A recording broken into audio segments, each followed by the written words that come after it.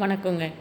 வீட்டில் பொரி இருந்தால் இந்த மாதிரி மொறு மொறுன்னு ஒரு ஸ்நாக்ஸ் செஞ்சு பாருங்கள். ரொம்பவே டேஸ்டியாக இருக்குங்க. வேஸ்ட் பண்ணிடாமல் நான் சொல்கிற மெத்தடில் செய்யுங்க. ரொம்பவே நல்லாயிருக்கும். அதுக்கு நான் 1 கப்பு பொரி எடுத்துக்கிட்டேன். 1/2 கப்பு கடலை மாவு,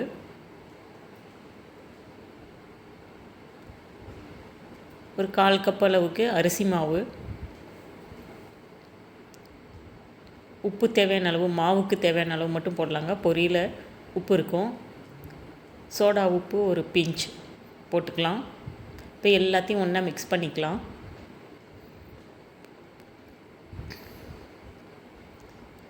அரை டீஸ்பூன் அளவுக்கு மிளகாத்தூள், ஒரு பச்சை மிளகாய், கருவேப்பிலை ஒரு கொத்து, கொத்தமல்லி தழை,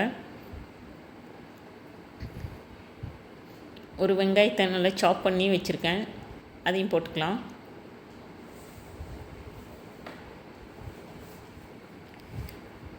ஒரு 5-6 பூண்டு பல், 1 டீஸ்பூன் அளவுக்கு சோம்பு, 2யும் நசுக்கி வச்சுருக்கேங்க, அதை சேர்த்துக்கலாம். இப்போ எல்லாத்தையும் ஒன்றா மிக்ஸ் பண்ணிக்கலாம்.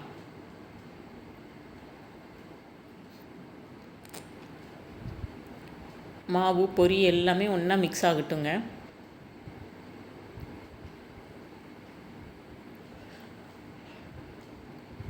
இப்போ பார்த்திங்கன்னா தண்ணி தெளித்து நம்ம பிசைஞ்சிக்கலாம்.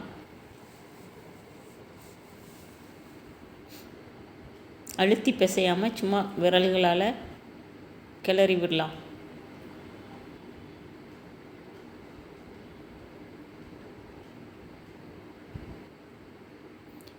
தண்ணி ஊற்றிடக்கூடாதுங்க. தெளித்து தான் பிசையணும்.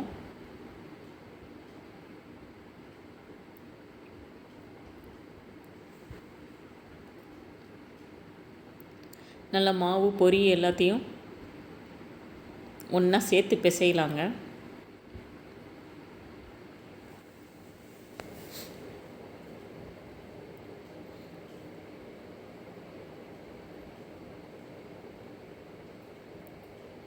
அவ்வளோதான்.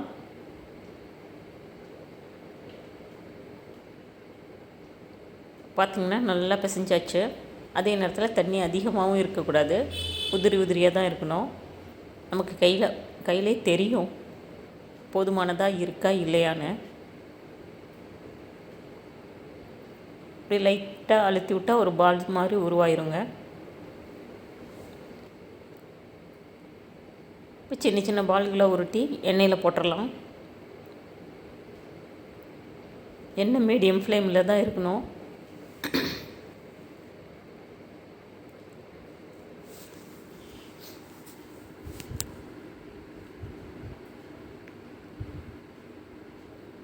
நல்லா பொறுமையாக வேகட்டுங்க. இல்லைன்னா மேலே கரிகிரும். பொரிங்கிறதுனால சீக்கிரமாக உள்ள மாவு வேகாது.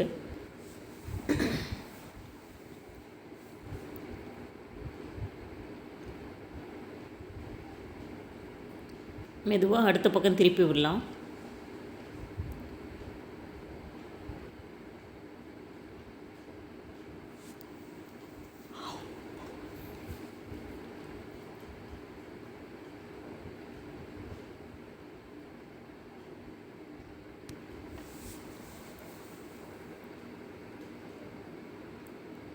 நல்லா எல்லா பக்கமும் செவந்து வெந்ததுக்கப்புறம் வெளியே எடுத்துடலாம்.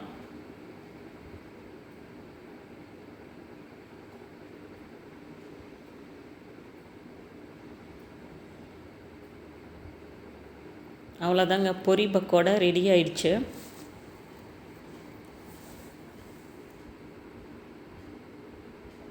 இந்த வீடியோ பிடிச்சிருந்ததுன்னா லைக் பண்ணுங்கள், ஷேர் பண்ணுங்கள், உங்கள் ஃப்ரெண்ட்ஸ்கிட்டையும் சொல்லி சப்ஸ்கிரைப் பண்ணுங்கள்.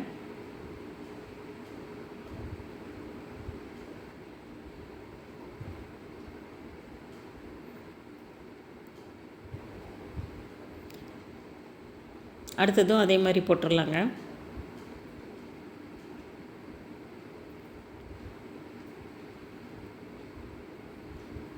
மொத்தமாக ஒரு 10 நிமிஷத்தில் செஞ்சு முடிச்சிடலாம்.